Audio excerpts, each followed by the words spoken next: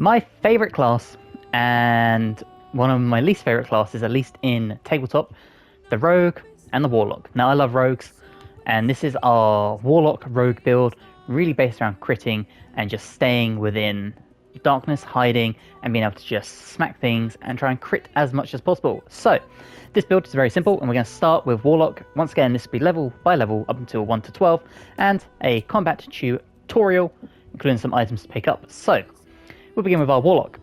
Now, for this, we're obviously going to take Eldritch Blast, and we want to take Bone Chill. For a subclass, we're going to go with the old Great One. For this, Mortal Reminder. When lands a critical hit against a creature, that creature and any nearby enemies must succeed a Wisdom saving throw or become frightened until the end of their next turn. So, if they've already been in the turn order, and if they haven't been in the turn order, either way, they'll be frightened until the end of their next turn. This can be so clutch. For spells, we're going to take Dissonant Whispers, just because at level 1, 3 to 18 damage is insane. And we're going to take Tash's Hideous Laughter. And you want your ability points to look something like this. We're going to focus on Constitution and Charisma. Now, I know we will be a finesse-based character, but we're going to take the ability to add our Charisma to our spells such as Eldritch Blast and stuff like that. So we don't need to worry about too much dex. Constitution and Charisma are the way to go. For your proficiencies, honestly, take anything you want, whether this is your main character or whether it's not. You can really take anything, and we're just going to add more with the Rogue anyway, so you can't really go wrong. Okay, at level 2, we are going to dip over slightly, and we're going to go back to Rogue. Reason being, we just want to access Sneak Attack nice and early. It's not essential, you could hang on, but if you can do an extra 1d6 damage with Sneak Attack at level 2, I feel like you might as well. So 1 level dip. And again, proficiencies and expertise, take anything you want. Okay, at level 3, we're going back to Warlock for level 2. And we get one more spell from this list, and I would take Hellish Rebuke. Now, I think this is a great spell, and it's a reaction. And for your Eldritch Invocations, we're going to take Agonizing Blast. So when you cast Eldritch Blast, add your Charisma modifier to damage it deals, unless it is negative. And we're going to take Repelling Blast. When you hit a creature with Eldritch Blast, you push the creature up to 4.5 meters away from you. Again, this is really good if you want to throw people off of ledges, and at level 3, that can be a very easy way to defeat some enemies and get some quick experience. Now at level 4, we have sticking with Warlock to be a level 3 Warlock, and at this point we are going to take Darkness as part of this build. So create a Dark Shroud that heavily obscures and blinds creatures within. Creatures cannot make ranged attacks into or out of it. And we are going with Pact of the Chain. You can summon a Pact Weapon, or bind the one you're wielding, making it magical. Pact Weapons use the wielder's spellcasting modifier instead of strength or dexterity. Again, another reason we did not bump our dex up. We're going to use our Charisma modifier for our attack. Okay, Warlock level 4, and once again we get one more spell. I would just take something like Minor Illusion, or you could go with Mage Hand if you wanted to. There's not really a wrong option here. For a spell, I would go Misty Step, just because of how versatile it can make you. At this point, I would go with an ASI, and I'd bump my Charisma up to 18. And now this is where we leave our Warlock. We are going to become a level 5 Warlock, just to get Deepened Pact. So, pleased with your service, your otherworldly patron added new boons to your terms of your pact. And as a Blade Pact holder, we gain an extra attack with our Pact weapon. Very, very good. And as a 3rd level spell, I would take the Hunger of Hadar. This just gives you a bit more versatility. And for anyone that didn't watch, this was in one of my top 10 spells. When you check out my top 10 spells of Baldur's Gate 3, this was one of the high ones up. I use this so much with Will, and I just think it's a phenomenal spell to have. And for our Eldritch Invocation, we are going to take Devil's Sight. You can see normally in darkness, both magical and non-magical. This also is the other key part of this build. Okay, and from level 7 on, we're just going to take Rogue. So Rogue level 2, we end up with Cunning Actions, so you can hide, dash, and disengage. At level 3, we get to pick our specialization, and of course we are taking Assassin. This gives us Assassinate Initiative, so you're deadliest against unprepared enemies. In combat, you have advantage on attack rolls against creatures that haven't taken a turn yet. And advantage equals Sneak Attack. We also have Ambush. Any successful attack roll against a surprised creature is a critical hit. This pairs very nicely with our Eldritch, where any critical hits cause people to have to do a Wisdom saving throw, otherwise they become frightened. And Assassin's Augury. Quick's an alley cat and Rain Doxy. You immediately restore your action and bonus action at the start of combat, which means if you can sneak up and you can do a sneak attack before combat's begun, as soon as the combat starts, you will have both your action and your bonus action, which cannot be said for other classes. Okay, Rogue level 4, and we now have a new feat. Now, you could bump your ASI up if you wanted to and put 20 into Charisma. It's not a bad shout, but I do have an item that is better for that. What I would do in this situation is I would do Savage Attacker. When making melee weapon attacks, you roll your damage die twice and use the highest result. More chance of having a critical hit. Okay, Rogue level 5, and we have Uncanny Dodge. Using your lightning quick reflexes to protect yourself, when an attack hits you, you only take half the usual damage. Uncanny Dodge is so good. Rogue level 6, unfortunately it is just a health increase, but we do get 2 expertise, and again, really focus on whatever you've taken, and just kit your character out how you want them to be. And finally, Rogue level 7, we have Evasion.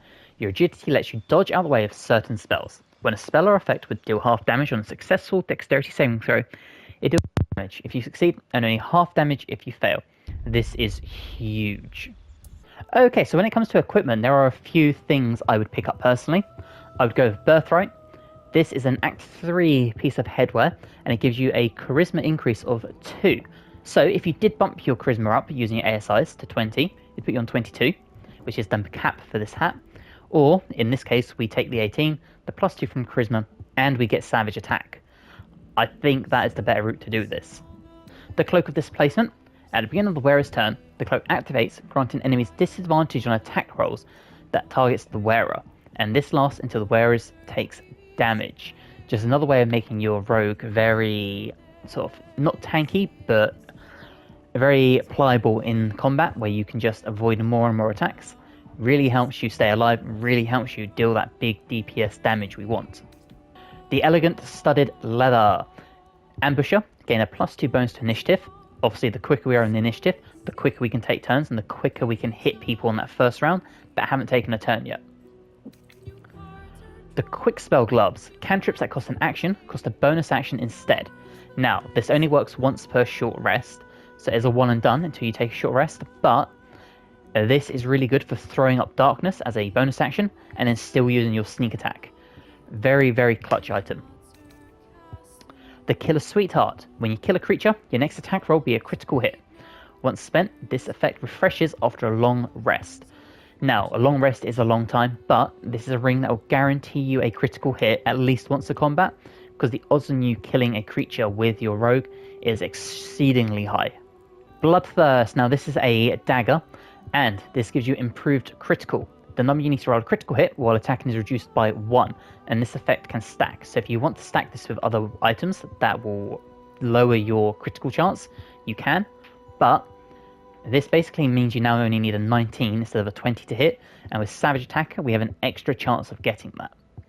And Exploit Weakness. Creatures hit with this weapon receive vulnerability to piercing damage. Not only does this help the rest of your team, but it also helps you yourself. There is the Murderous Cut. This weapon deals an additional 1 to 4 piercing damage against targets with 50% of their hit points or fewer. So this just as a offhand attack, this is just a little extra chip of damage you can do. There are the Stalker Gloves, so you gain a +1 bonus to initiative rolls, and Skullduggery Attack. Your sneak attack deals an additional 1 to 4 force damage. Again, this has more usability in a combat than the Quick Spell Gloves, but I think the Quick Spell Gloves do come in more helpful in a big fight than this. It is a trade-off, obviously take whichever you want, but those would be my choices for gloves. There's Ambusher, so it's a sentinel weapon. You get a +1 bonus to initiative rolls and an advantage on perception ability checks. But more importantly, Ambusher's Streak. In combat, you do an additional 1 to 6 necrotic damage against creatures that haven't taken a turn yet. So obviously put this on top of your sneak attack, and if you can crit with this, this is a maximum of an extra 12 damage on top. An insane amount of damage you can do. And the Sword of Life Stealing.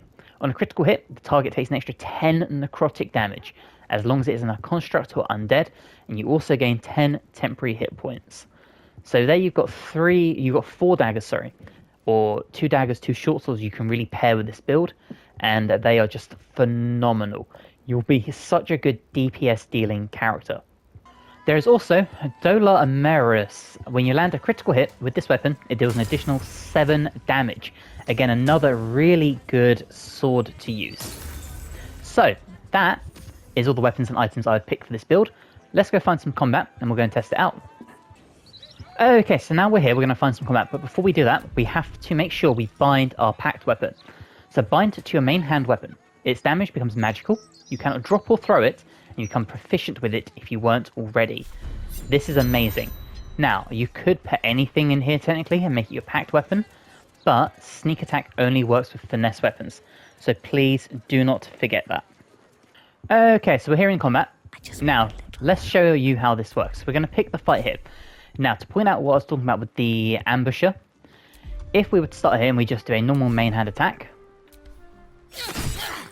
like that, when it comes to our turn, we will have both our action and our bonus action good to go, unlike in other classes.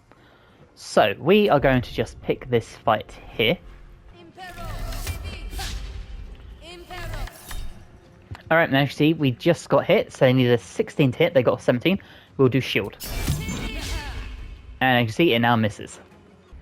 Okay, and as you can see, our cloak is now done, so we are displaced. So, on the first round, I would come in here and do the quick spell fingers. This is because of our gloves, and what we do is we throw up a darkness. And there you go, everyone in here is blinded apart from us. This has now given us advantage. And, because of that, we can now come in here with a main hand attack. And there you go, we now have Executioner on our next round, which will guarantee a critical hit. And what you're going to see is that they are only going to be able to target our rogue on the outside here, because everyone else is within the darkness that they cannot see. So you can see they are running out of the darkness to get some attacks in. And we can now use our sneak attack. Now, because our target is next to an ally, we get sneak attack from that. So if we come in here, Executioner, 44 damage from a crit. And we still have another attack because of our Eldritch invocations.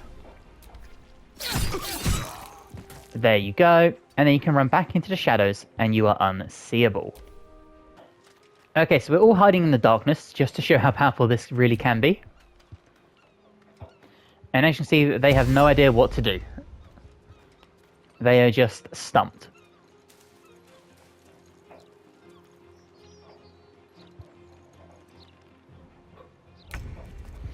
And what's really good about this is our Eldritch Blast still works.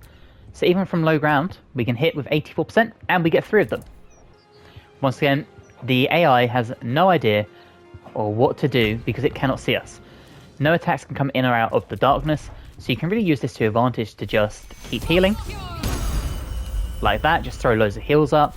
You can really just stay in this little pool, rest up, heal up, do whatever you need to do, set up your next attacks, you know. With your hero, we can use this to come into here and do our wild shape, and we're not got to worry about getting hit while in wild shape. Like that. So many good options we have. Okay, so from here, as I was saying before, we have our Eldritch Blast. Now we do have disadvantage because we're so close, but because we are a rogue, what we can do is we can come in here, we can disengage as our cunning action, move away, and then we can still hit our Eldritch Blast. And we did about 22 bits of damage from 3 of them. Now, unfortunately, we don't get Savage Attack with this, so just bear that in mind. But we could have had the chance to repel them off of here and to throw them to the abyss. And there you go, as you saw there, we beamed them off and they took 23 points of full damage and they died, and we are still displaced.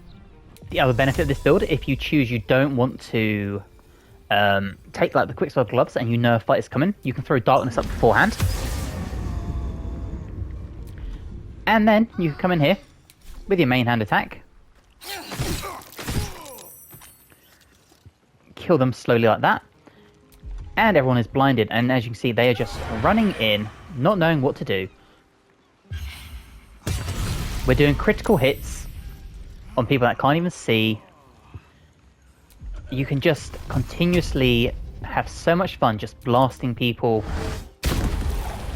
like that, finishing fights off early because no one can see anything. It is an insane way to play the game. Try and get my camera to work. There you go, another big crit there. Oh, sorry, not a big crit, but another big hit there. Once again, have an Eldritch Blast waiting for these people. And we're just continuously passing our stealth checks. Our other party members aren't triggering anything. It is just so much fun. Now, unfortunately, obviously it does only last for a certain amount of rounds, but as you can see, we have just decimated everyone. And if you have someone like a Gloomstalker Ranger, like I have here, who can do a sneak attack, who can then do a Dread Ambusher, and do so much damage. Blood follows me everywhere. Small little things like that, you can make such a powerful build. So, that is just a little fun build. It's not the most OP build at all, it's not min-maxed at all, but it is fun. A nice little way of just standing in darkness and blasting people, or standing in darkness and hitting some crits because of advantage, standing in darkness and being just able to smack people as hard as you can when they can't do anything. And as you saw, a nice way to cheese a fight and just stand there, throw darkness up and just kill people before they've even had a chance to even see you without triggering combat. If you've enjoyed, please let me know in the comments below. If you're new and you're not subscribed, but you'd like to, that would also be amazing. Let me know as well what you would change about this build. And hopefully, see you guys in the next one. Bye guys.